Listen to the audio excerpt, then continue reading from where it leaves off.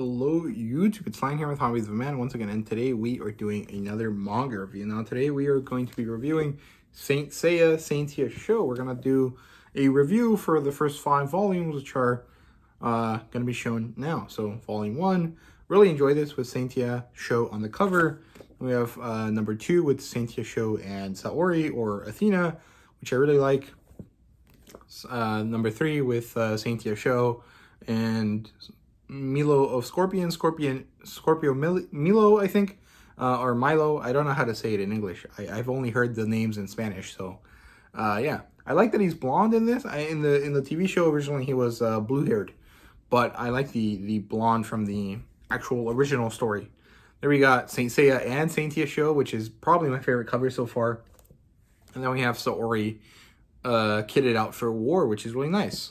And yeah, so Saint Seiya, Saintia Sho is original. Like, the idea is by Masami Kurumada, but the story and art are done by Chimaki Kuori, which is not what it says here, but that's what the Wikipedia says. Wikipedia page says.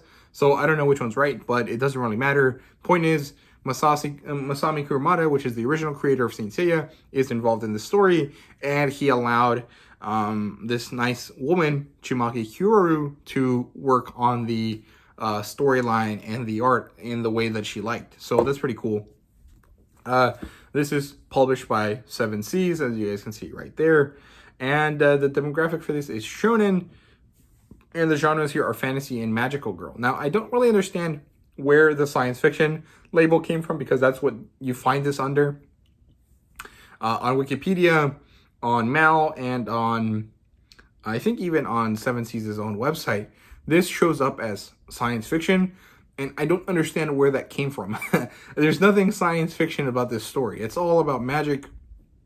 I mean, technically the magic is from space, but it's not really. And I guess some of the gods could be called aliens, but there's really nothing science fiction about this. This doesn't feel like any other science fiction story.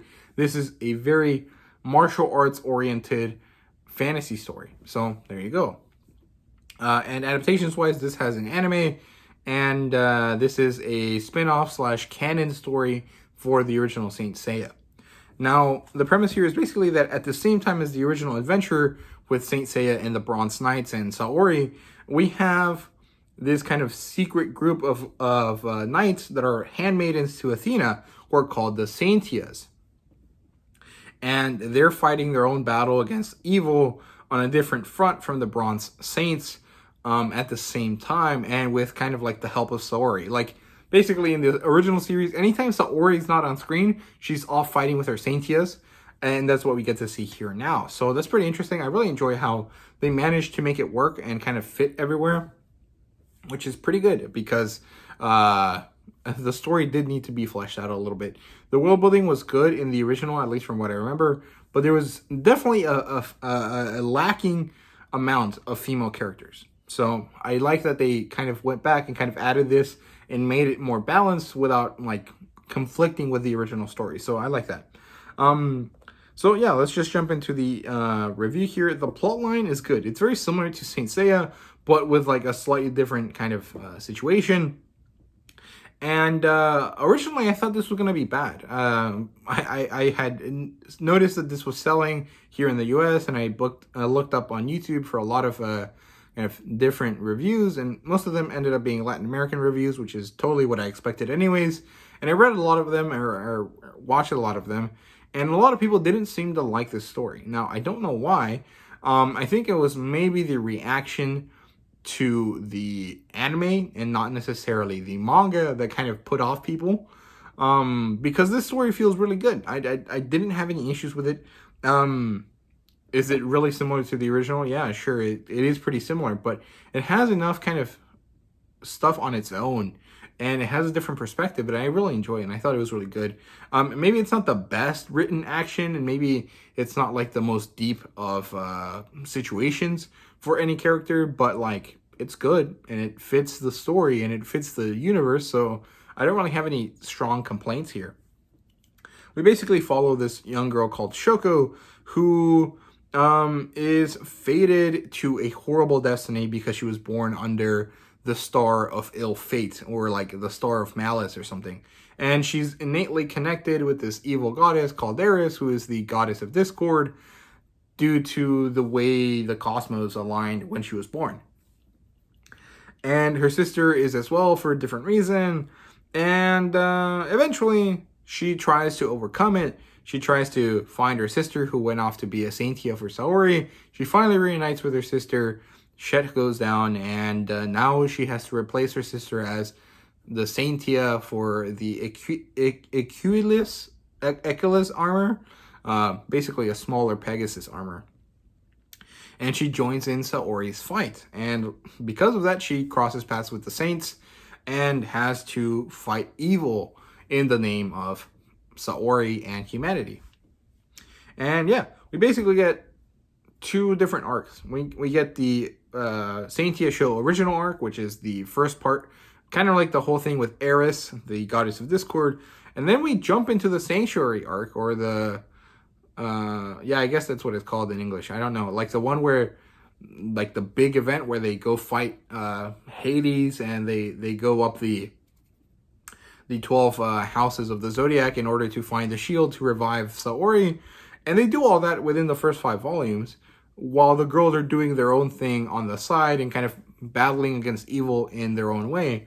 And I like it. It's cool. It's crazy stuff. I really enjoy the callbacks and the kind of way the stories mesh, but also maintain their own continuities. Overall, it's really good.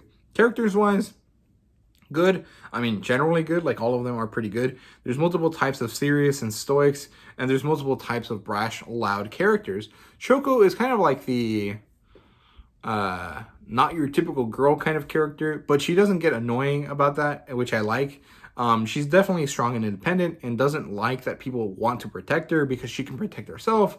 But she never comes off as like, oh, like, I don't know, like how female characters in Western YA come off, which is kind of like, I don't need a man because I act like a man kind of thing, which I don't like, because it's like, you're not a man, you're a woman. You should, you don't have to act like a dude in order to be strong, right? You can be strong on your own.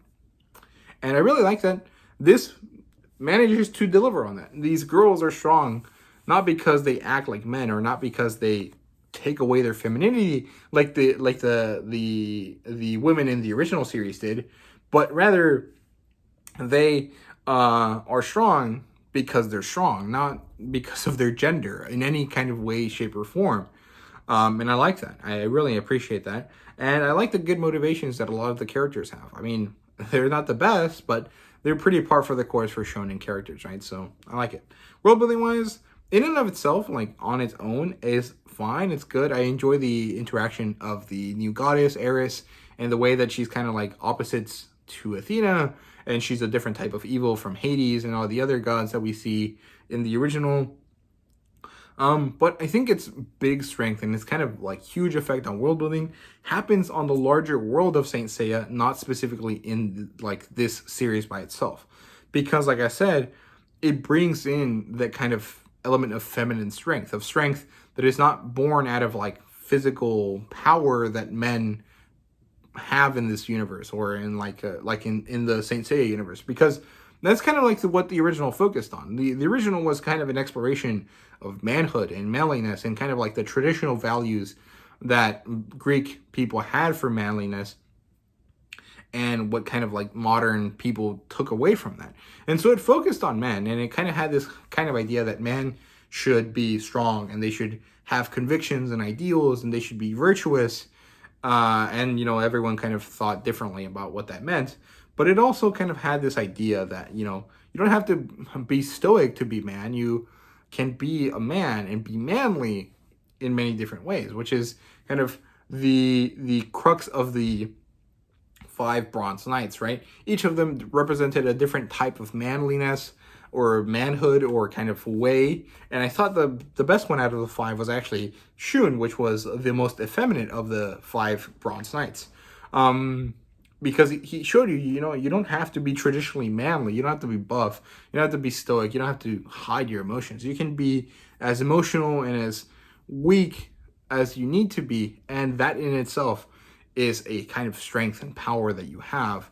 And I like that, right?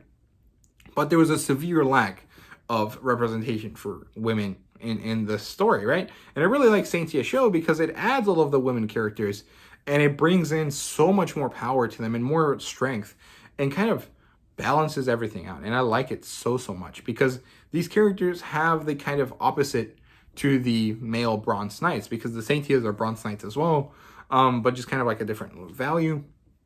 And they have all of these other characters as well. They have the stoic one.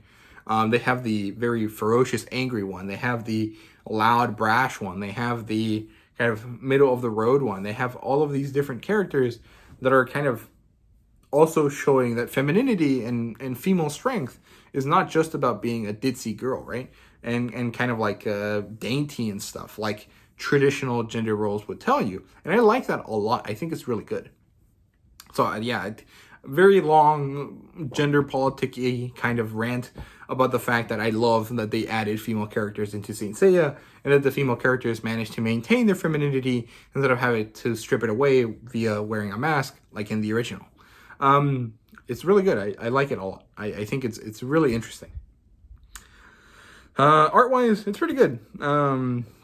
It's not the best, but it's not bad by any means. I like it. It has a certain familiar tone to the original, but obviously this is a much more modern version. Actually, this...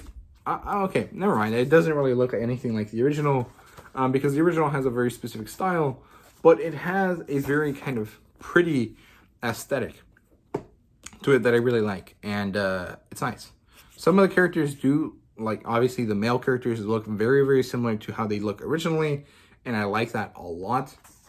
But, yeah, it's a very interesting kind of balance that the mangaka Chimaki Kuro managed to strike between, like, making it noticeable that they're from the original series, but also having her own spin on it. And I like it. She did a good job with it.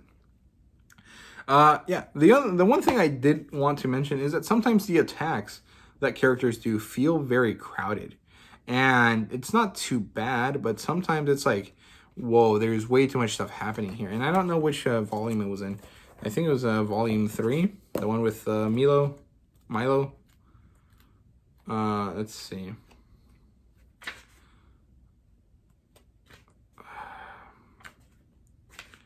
Attacks like this, where it's like just lights and crazy crap. Like I can't tell you what's happening in this scene, and it's really tough. But overall, I think it's good.